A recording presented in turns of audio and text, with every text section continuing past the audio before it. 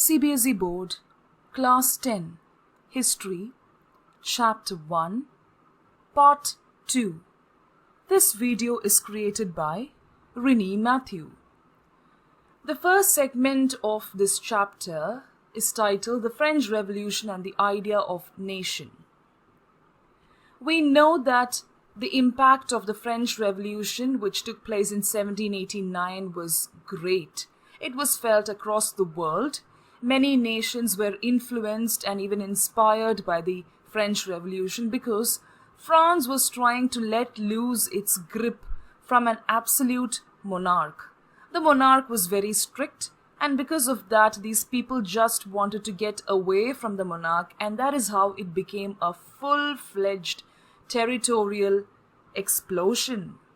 People were against it completely because they wanted to get away from the rule of the absolute monarch. Now we need to just look at the glimpse of what happened during the revolution. I know that you've already done this chapter in your class 9. If you really want to go back to the chapter in detail, you can read your textbook from class 9. But to put it in a nutshell, the constitutional and political changes which took place during the revolution, it was great. That was the one which created so much of impact, and that is something which woke up the whole of France, and that led to the transfer of sovereignty from the monarchy to a body of French citizens. Earlier, power was vested only in one person. Now it is like many people were part of the ruling government. Did you understand? So many representatives from the country belonged to the body of people who ruled or who took decisions. That is the body of French citizen. The revolution proclaimed that it was the people who will rule hereafter. The people constitute the nation. So, shaping the destiny of the country is also the responsibility and the right of the people, and it shouldn't be just given to one person. People will shape the destiny. People will decide. So from the very beginning, the French revolutionaries, that is the people who protested against the absolute monarch, introduced various measures and practices. Why were these measures and practices introduced? To create a sense of collective identity. They wanted everybody to feel the same oneness, the same unity, so that they will stand against the evil, to stand against corruption. So there was this collective identity which emerged amongst the French people, and that is how the French Revolution was a success. Identity. Just now I talked about identity. You can see the flag on the screen. It has got a great story behind it. The first point, the ideas of la patrie, the fatherland, and le citoyen, the citizen. So two ideas, one is of the fatherland and the citizen. This emphasized or focused on the notion of a unified community, of a community which is under oneness, and this enjoyed equal rights under a constitution. So just by the ideas, it's not going to do any good. It should have that collective identity, and also people should be able to enjoy equal rights under one constitution. Okay, so that is the first point. Second point. Because of all these upheavals and appraisals, a new French flag was designed.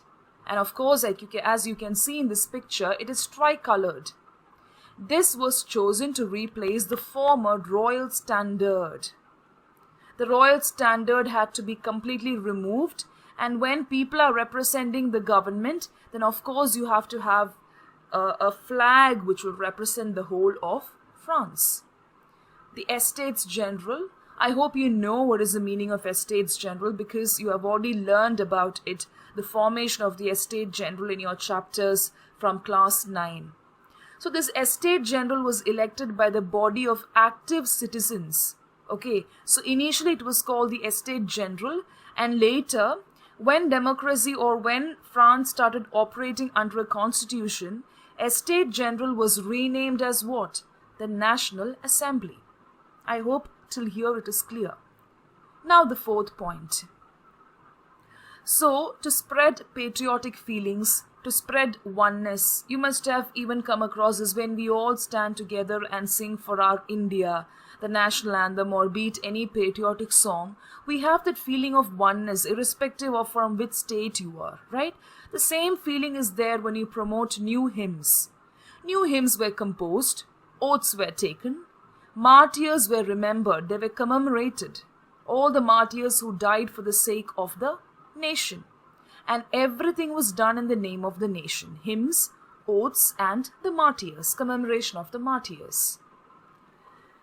There was the established centralized administrative system that was put in place. Instead of monarchy, it was a centralized administrative system. And we also saw that it is very difficult to put up this centralized administrative system.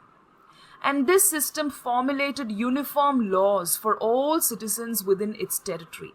So when you have the idea of having the centralized administrative system is to put up uniformity and equality so that the laws will be enjoyed by every citizen within the territory. It's not going to be enjoyed only by a few people. That was the idea. Internal customs duties and dues, all these kind of extra money that was collected from the people because of something, because of something which was not or couldn't be fulfilled from normal peasants and all these things were abolished. The duties, because we saw that the landlords used to keep documents where they will put up the dues and everything of the peasants. Already the peasants were not paid properly. Along with that, if you levy taxes and dues, then it's going to be very difficult. So that was abolished and a uniform system of weights and measures was adopted. There was a uniformity which was brought about of weights and measures which was adopted. Regional dialects were discouraged. They did not encourage any kind of different languages. Dialects even was discouraged and French was spoken and written in Paris. They started promoting their own language. It became the common language of the nation, French. Okay? So look at this picture. Viva la Revolution. The revolutionaries further declared that it was the mission and the destiny of the French nation to liberate the people of Europe from despotism. So these revolutionaries in France said if we are going to establish a central administrative system, many people around the world will get influenced. So like that, it was our mission, it was our responsibility, it is our responsibility to liberate the whole of Europe from despotism, from absolute monarchy, from dictatorship. In other words, to help other people of Europe to become nations. So let's encourage other people all over Europe to establish themselves as nations. So that is how the news spreads. What news? The news of Central, all these points that we discussed. That is how it spreads.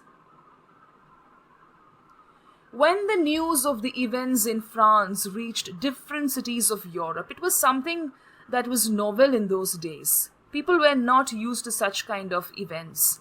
It was completely new.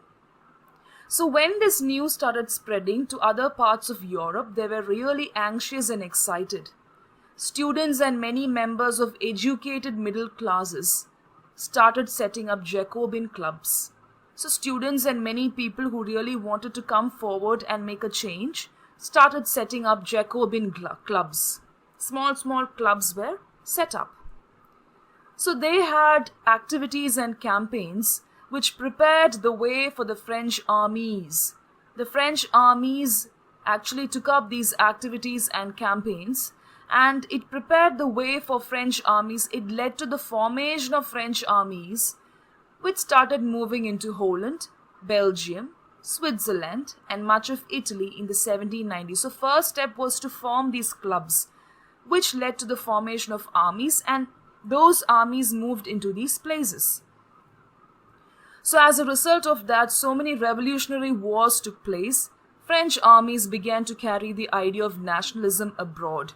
So when these armies started moving to other places, they understood that we should establish nationalism. So first medium of spreading this nationalism was the army. Did you understand? Army campaigns were conducted. So within the wide swath of territory that came under his control, you know about this person, Napoleon Bonaparte. He had a great, huge territory which came under him. He was introducing many of the reforms that he had already introduced in France. He was very, very strict. He had introduced many reforms. So through a return to monarchy, Napoleon had no doubt destroyed democracy in France because he was an absolute ruler. So he was a person who set up a lot of reforms which was only prioritizing the monarch. Of course, it destroyed the democratic principles in France, but in the administrative field, he had put up something very different.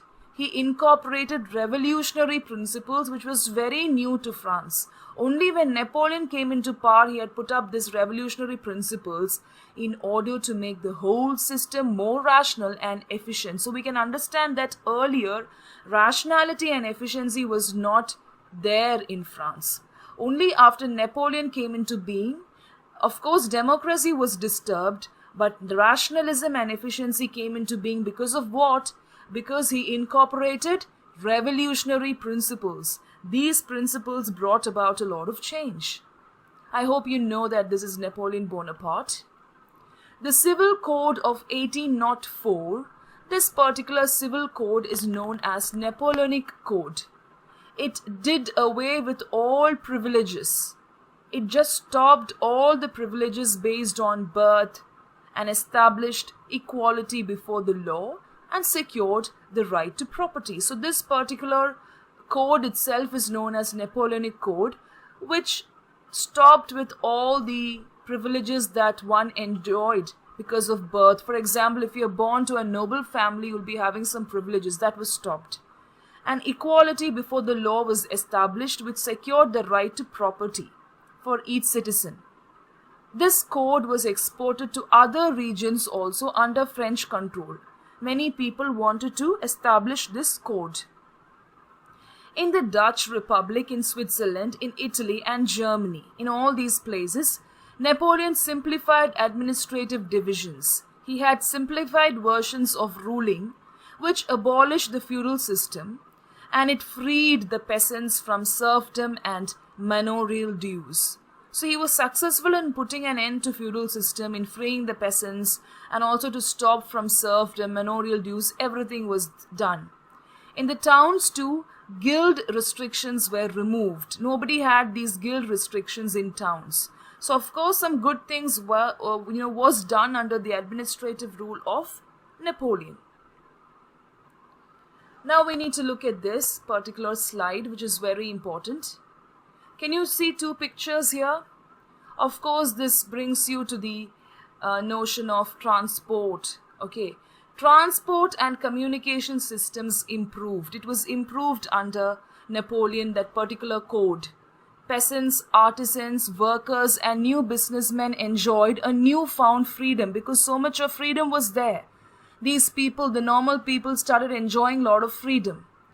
And businessmen, small-scale producers of goods, especially people who belong to the mercantile category, they began to realize that these standardized laws and measures, which gave birth to common national currency, would facilitate or encourage the movement of exchange of goods and capital from one region to another. So when you have these kind of large-scale circulation, when laws were put up, when uniform laws were put up, especially for goods and everything, it will standardize because everything is coming to a standardized norm.